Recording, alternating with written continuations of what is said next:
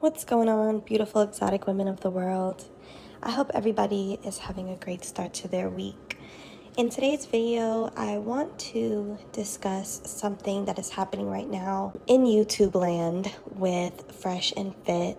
If you guys don't know who Fresh and Fit are, they are two very grown men who have a podcast where they degrade women and discuss issues in dating, but from a very male-centered, misogynistic, and violent perspective. And they have gone viral many times for being toxic, for one of them that looks like Timon from Lion King, having multiple emotional and mental breakdowns on camera, screaming, yelling, and kicking women off their podcasts. Recently, the darker-skinned commentator on their channel, who goes by Fresh, has been accused of putting a baby in a Chinese IG model.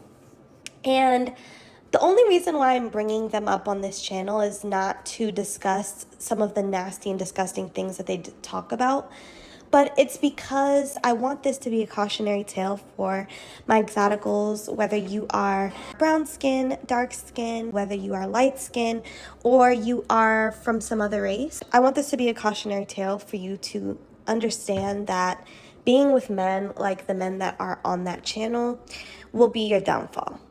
These men, most of the time, are looking for ways to erase themselves through your womb. My phenotype, just for your guys' knowledge, my phenotype is very close to like Tatiana Ali and Bernice Burgos. I get those two women all the time. When people meet me, they're like, wow, you look like them. So just to give you a background, and I still experience unambiguous black men hunting me down, unambiguous black men feeling entitled to me, entitled to my womb. I have experienced this from them, even though I am not the lightest. And I would just encourage you ladies to be very careful when dealing with these men because they have ulterior motives most of the time. This Fresh guy impregnated this girl who she seems like she can barely speak English, probably just learned English, and I don't even think she lives in this country permanently, like she's a permanent resident.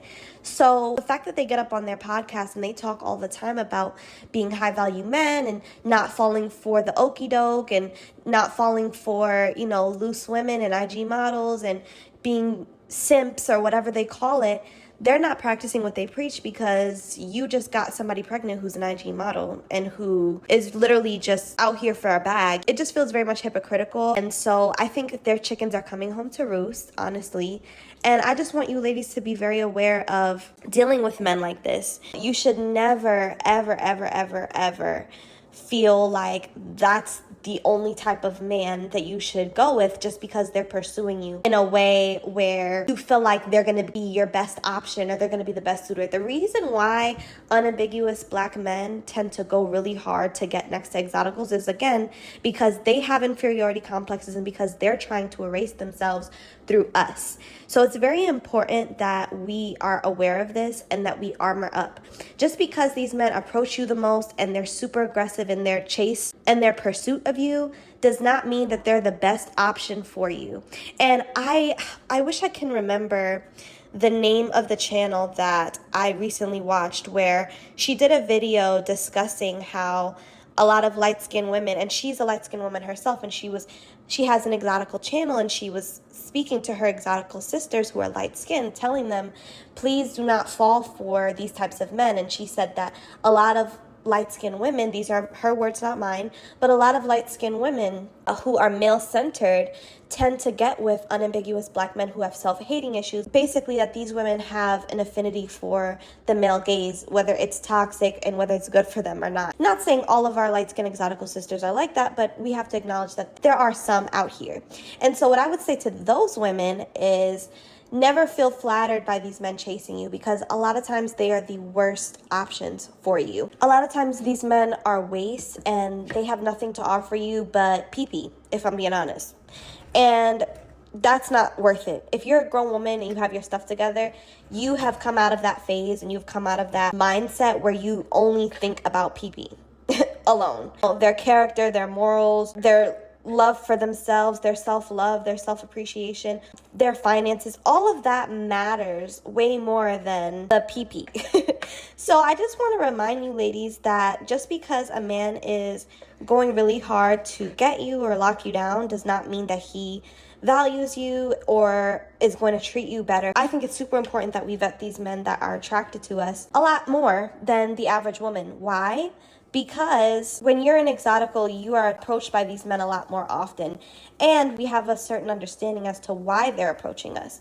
So if you understand why they're approaching you, and you know that they can be approaching you with ill intention or it may not be genuine, their intentions aren't genuine or pure, that tells me that you should be a lot more careful in your decision making when it comes to these men. And if you look at the guy from the podcast, the fresh guy, he is an unambiguous black man. He has unambiguous features. He's not attractive. He just seems like the type that's looking for an escape route to escape his blackness. He's looking desperately for a woman to lay his seed in so that he can an exotical child. I wish a lot of women who are in the exoticals community and who are beautiful would be more aware of this and stop giving these men the time of day, because their intentions aren't pure. But I just want to remind you ladies that being pursued by an unambiguous black man who has self-hating issues will be your downfall. I've experienced it. I was with one. He was a narcissist. He was abusive. He hurt me. He stalked me. It was ugly. And the level of entitlement these men have and the level of anger that they're brought to when you finally put your foot down, have boundaries, and don't want anything to do with them is actually horrifying. However you flip it and reverse it, they are not good for you. However you flip it and reverse it, they have internal issues and problems that are deeper than them trying to have a baby with you and you remedying that by having his child and entertaining him for years on end.